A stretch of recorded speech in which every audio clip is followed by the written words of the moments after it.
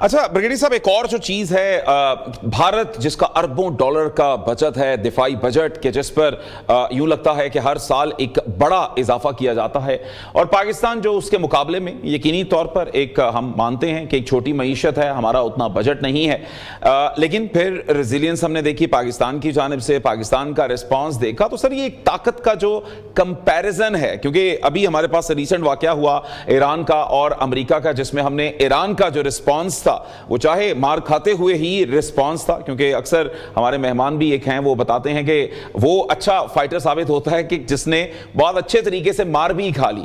तो ये सर एक जो सूरत हाल बनती है, क्या आज के दौर में आई एम सॉरी बाबू कि इजराइल के बाद दूसरी स्ट्रॉन्गेस्ट लॉबी वॉशिंगटन डीसी के अंदर एक भारतीय लॉबी, फिर मैंने देखा कि भारतीय डायस्पोरा जो कि जिस तरह के अमेरिका के अंदर एक फैशन बन चुका था, हर बड़ी कंपनी के या तो सीईओ चेयरमैन होता था या उनके बोर्ड में 2-3 इंडियन डिसेंडेंट डायस्पोरा के लोग होते थे। जय हिंद, स्वागत है दोस्तों आपका हमारे चैनल पर एक और लेटेस्ट वीडियो में। तो दोस्तों सबसे पहले वीडियो को लाइक कर दीजिएगा, प्लीज़ वीडियो को हाइप भी कीजिएगा ताकि हमारी वीडियो ज़्यादा से ज़्यादा लोगों तक पहुंच सके। हमारे चैनल को सब्सक्राइब कर लीजिएगा। हम आपके लिए पाकिस्तान मीडिया की रोजाना एक से एक लेटेस्ट वीडियो लेकर आते रहेंगे और ज़्यादातर कोशिश यही रहेगी कि पाकिस्तान के मेन स्ट्रीम मीडिया की वीडियो लेकर आएँ। तो दोस्तों अब ऑपरेशन सिंदूर को तकरीबन 1 साल पूरा हो गया और अब पाकिस्तानी, आपको पता ही है किस तरह से तब से पाकिस्तानियों को पाकिस्तानी आर्मी चूरन चटा रही है कि ये जंग हमने जीती थी। कभी दोस्तों 6-0, कभी 8-0, कभी 200-0, कभी 300-0, इस तरह की बातें करते ही है। लेकिन खुद पाकिस्तान का दोस्तों ये जो आसिम मुनीर का साले साहब है, मोहसिन नकवी है, खुद देख के किस तरह से कह रहा है कि भारत ने उनकी कितनी एयरफील्ड थी। भारत 11 बता रहा है लेकिन वो दोस्तों 16 बता रहा है। तो आज उसने सच्चाई भी उगल दी कि भारत ने किस तरह से पाकिस्तान को ऑपरेशन सिंदूर में जमकर दोस्तों धोया था। और अब जो इंडस वाटर ट्रीटी का भी भारत ने रद्द कर दिया था, उसको लेकर भी पाकिस्तानी मीडिया में काफ़ी सारी बातें हो रही है। तो हम आपके लिए दोस्तों और भी एक से एक बढ़िया इंटरेस्टिंग वीडियो लेकर आएंगे और इंडस वाटर ट्रीटी वाले मामले को लेकर 2 वीडियो पहले अपलोड कर चुका हूं, तो वो वीडियो आप जाकर जरूर देखेगा। चलिए करते हैं वीडियो स्टार्ट। तो पाकिस्तान उस पे वो सारी ऑप्शन बिरोकार ला सकता है, बट फिलहाल हमारे पास लीगल ऑप्शंस उस पे मौजूद है। बिल्कुल ठीक। अच्छा ब्रिगेडियर साहब, एक और जो चीज है, भारत जिसका अरबों डॉलर का बजट है, दिफाई बजट के, जिस पर यूं लगता है कि हर साल एक बड़ा इजाफा किया जाता है, और पाकिस्तान जो उसके मुकाबले में यकीनी तौर पर एक हम मानते हैं कि एक छोटी मईशत है, हमारा उतना बजट नहीं है, लेकिन फिर रेजिलियंस हमने देखी पाकिस्तान की जानिब से, पाकिस्तान का रिस्पॉन्स देखा, तो सर ये एक ताकत का जो कंपैरिजन है, क्योंकि अभी हमारे पास रिसेंट वाकया हुआ ईरान का और अमेरिका का, जिसमें हमने ईरान का जो रिस्पॉन्स था, वो चाहे मार खाते हुए ही रिस्पॉन्स था, क्योंकि अक्सर हमारे मेहमान भी एक हैं, वो बताते हैं कि वो अच्छा फाइटर साबित होता है कि जिसने बहुत अच्छे तरीके से मार भी खा ली। तो ये सर एक जो सूरत हाल बनती है, क्या आज के दौर में एक बड़े बड़े बजट होना, और जिस तरह से बड़े बड़े अमेरिका के पास भी हमने देखा कि बहुत बड़े बड़े बहरी जहाज के, जिनके हवाले से हम देखते हैं बैटल जो हैं शिप्स हैं, तो सर इनका इस वक्त क्या आप समझते हैं कंपैरिजन बनता है एक ऐसी ताकत कि जो कि सिर्फ और सिर्फ अपने जज्बा ईमानी के ऊपर लड़ रही होती है, रिस्पांस दे रही होती है? जी, उसमें देखिए 2 चीजें, एक तो अददी जो आपस में आप तकाबली जायजा लेते हैं, दूसरा होता है आपकी जो विल पावर का, और एक टर्म है आजकल एसिमेट्रिकल वॉरफेयर, गैर मुतवाज़िन जंग। तो गैर मुतवाज़िन जंग में जो फरीक एक अनकन्वेंशनल स्ट्रेटजी अडॉप्ट करता है और दूसरे की जो कुव्वत है उसको गैर मुतल्लिक या इररेलेवेंट कर देता है, तो वो जीत जाता है। ईरान ने वो दिखाया है, अभी भी वो दिखा रहा है। आपने हुर्मुज को चोक करना भी एक एसिमेट्रिक स्ट्रेटजी थी, ड्रोन्स का इस्तेमाल, चीप ड्रोन्स का, वो सारा। तो ये पूरा। अब दूसरा होता है एसिमेट्री ऑफ विल। जो दिफा की, अपनी बका की जंग लड़ते हैं, उनकी विल पावर ज्यादा होती है, और जब जो हमला आवर होता है उसकी अगर विल पावर का तकाबली जायजा लिया जाए तो जो बका की जंग लड़ रहा है वो हमेशा गलबा पाता है। ये एक हकीकत है।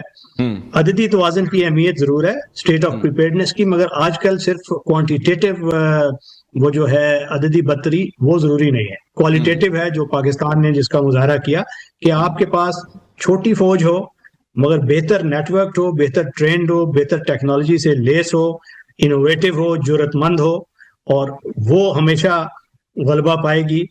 एक ऐसी फौज में जिसके पास अददी बत्तरी बहुत होगी मगर वो टेक्नोलॉजिकली, ट्रेनिंग वाइज नेटवर्क होने के नाते वो उतनी टेक्नोलॉजी के लिए एडवांस ना हो। मगर खतरा यहाँ पे ये है पाकिस्तान इंडिया के तकाबली जायजे में कि भारतीय जो पॉलिसी साज हैं, चूंकि वो हिंदुत्व आइडियोलॉजी से ड्रिवन है, जो कि एक rational actor cost benefit equation वाली बात नहीं है, तो उसमें वो कोई ऐसा गलत फैसला कर सकते हैं और उसी आइडियोलॉजी के जेर असर उनकी अफवाज भी आती जा रही हैं बदकिस्मती से। क्योंकि अफवाज प्रोफेशनल होनी चाहिए, उनको सिर्फ प्रोफेशन और उसकी जो कैलकुलेशंस हैं प्रोफेशनल अंदाज से असेसमेंट थ्रेट्स की करके फैसला करना चाहिए या ऑप्शंस देनी चाहिए सियासतदानों को। अगर वो अफवाज सियासतदानों के दबाव में आके वो भी ऐसी सोच अडॉप्ट करना शुरू कर दें कि जंग पॉसिबल है, मसलन एक सोच खतरनाक ये है इंडो पाक जो दोनों जौहरी होते हैं कि जौहरी जंग, जौहरी छतरी के नीचे एक ऐसी जंग मुमकिन है जिसमें आप लॉन्ग रेंज वेक्टर इस्तेमाल करें, नॉन कॉन्टैक्ट वॉरफेयर इस्तेमाल करें और दुश्मन को एक किस्म का शिकस्त से दीवार करने की कोशिश करें। अब वो बड़ा एक डेंजरस ये एक एटीट्यूड है, और इस एटीट्यूड की जानिब एक अमेरिकी कुछ राइटर्स हैं, एलिजाबेथ थ्रेकल टाइप, उन्होंने भी इशारा किया है कि वो गलत एक एस्केलेटरी जो स्पाइरल है, जंग जब शुरू होती है तो फिर उसको रोकना बड़ा मुश्किल हो जाता है, और एक कोई फेटल मिसकैलकुलेशन से कोई ना कोई ऐसा हादसा हो सकता है, क्योंकि जौहरी कुव्वतें जो हैं उनको जो स्पेस फॉर कन्वेंशनल वॉरफेयर है उसको स्क्वीज करना चाहिए। तो इस वक्त तो पाकिस्तान का पल्ला भारी है, बल्कि वो टेबल पर आकर तो चीजों का इसका परमानेंट सोल्यूशन ढूंढे, इस पे एग्री करे। और इसमें मैं बल्कि आप देखेंगे कि जिस तरह प्रेसिडेंट ट्रंप पहले भी इजहार कर चुके हैं कि मैं कश्मीर, मसला कश्मीर के बारे में किरदार अदा करना चाहता हूं, तो मेरे ख्याल में एब्सोल्युटली मैं एग्री करूंगा। और बल्कि एक कश्मीर को एज ए टैक्टिक भी यूज करेंगे, pressure to create a pressure on और India to get the favourable trade deals with India at the same time. तो मैं देख रहा हूं नहीं, वो तारड़ साहब अगर प्रेशर टैक्टिक के तौर पे वो यूज़ करते हैं तो उसमें जो पाकिस्तान के मकासद हैं, आप नहीं समझते कि वो किसी सतह पे जाके मुतासिर होंगे या हर्ट होंगे? नहीं, मेरे ख्याल में मैं ज़ाती तौर पे जो समझता हूं कि जब फर्स्ट वर्ड, जब sitting president of the sole super power किस चीज़ के बारे में बात करता है, उसका वेट होता है। तो मेरे ख्याल में उस दोनों चीज़ें हो सकती हैं, कश्मीर का परमानेंट सोल्यूशन ढूंढा जाए या कोई टर्म्स के अंदर नरमी लाई जाए। लेकिन मैं समझता हूं कि पाकिस्तान और भारत के हवाले से वो एक रोल अदा करना भी चाहते हैं और करेंगे भी एब्सोल्युटली। बल्कि मैंने इसका मैं मुसलसल हर हफ्ते में कोई टाइम स्पेंड करता हूं वॉशिंगटन डीसी में रिपब्लिकन सर्कल्स में, तो उसमें पहले भी मैंने ये सुनी थी बात कि Kashmir is on the radar eight the same time. आप देखेंगे कि अगले आने वाले चंद हफ्तों में आप देखेंगे कश्मीर का मसला जो है टेबल पे है। ये जो भारत की आइसोलेशन तो हमें नज़र आ रही है, लेकिन आज तकरीबन 1 साल, क्योंकि 6 मई है आज, तो 7 मई को पाकिस्तान ने जो पहला जवाब दिया था, जो पहली बैटल हुई थी जब 6 राफेल गिरे थे, बल्कि आज की रात ही ये शुरू हुआ। 1 साल हो गया। इस 1 साल में जो भारतीय सफारतकार हैं वाशिंगटन में, अमेरिका में, उनके रवैये में कितना बदलाव आया है?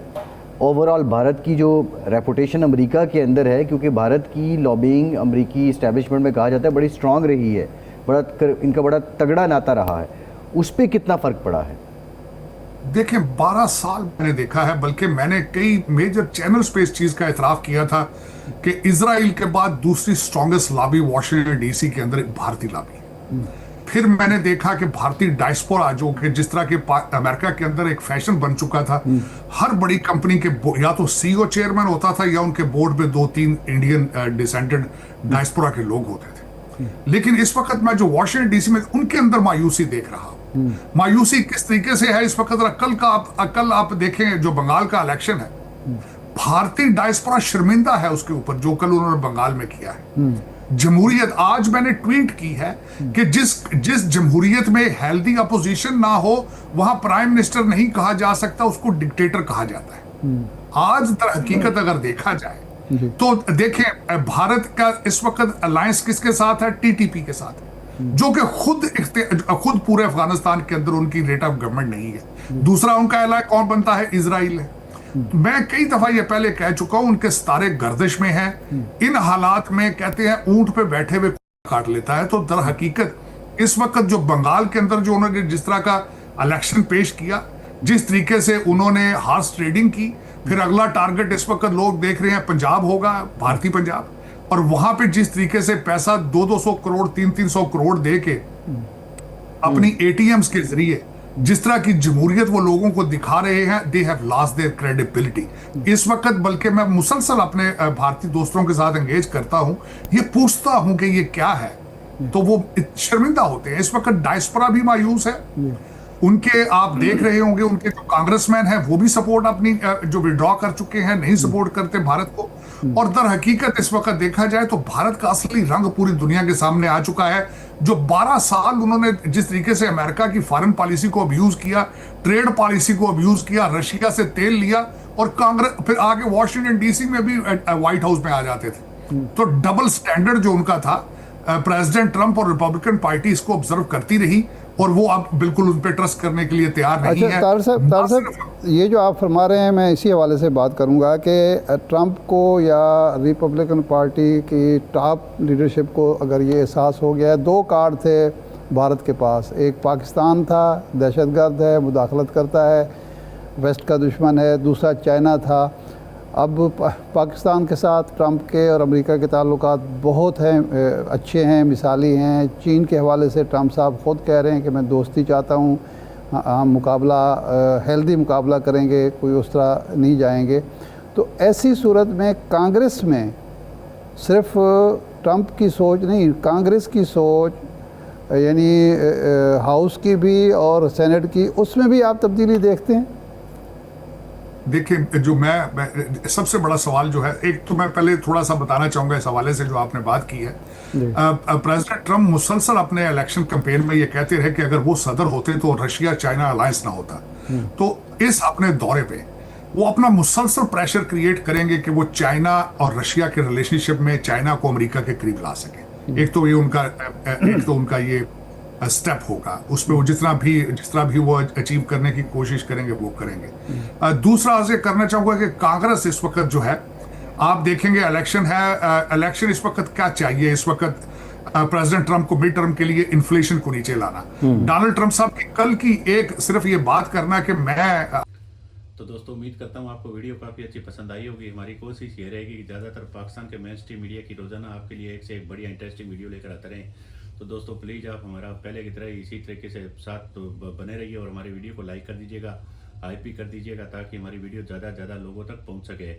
तो ऑपरेशन सिंदूर में दोस्तों पाकिस्तान की जिस तरह से ठुकाई हुई थी, उसके बाद पाकिस्तानी आर्मी ने तो पाकिस्तानियों को ये बताया था कि अल्लाह की तरफ से हमें मदद आई थी। ये बात खुद आसिम मुनीर ने कही थी, लेकिन पाकिस्तानियों को पता नहीं है कि वो मदद किधर आई थी और किधर चली गई। जो दोस्तों ऑपरेशन सिंदूर में पाकिस्तान का हाल हुआ था, उसकी धीरे धीरे अब इनकी दबी जुबान में आपने देखा होगा सच भी सामने आने लगा है। उधर जो भारत ने इंडस वाटर ट्रीटी को लेकर पानी बंद किया था, उसको लेकर जैसे जैसे गर्मियों के दिन आगे बढ़ रहे हैं तो पाकिस्तानियों को उसकी कीमत चुकाने को पड़ रही है। और पाकिस्तान में अब आगे आने वाले दिनों में दोस्तों पानी को लेकर भी हाहाकार होगा। और डीजल पेट्रोल को लेकर आपको पता ही है, ईरान और अमेरिका वाली जंग की वजह से पाकिस्तान में क्या हाल है दोस्तों। 56% अभी पिछले दिनों रेट बढ़ाए गए हैं। अब दोस्तों पाकिस्तान में तकरीबन डीजल पेट्रोल के दाम 450 के आसपास जा पहुँचे हैं। तो हमारी कोशिश रहेगी एक से एक बढ़िया और वीडियो लेकर आने की। तो प्लीज़ हमारे चैनल को जरूर सब्सक्राइब कीजिएगा। मिलते हैं अगले वीडियो में, तब तक जय हिंद, वंदे मातरम।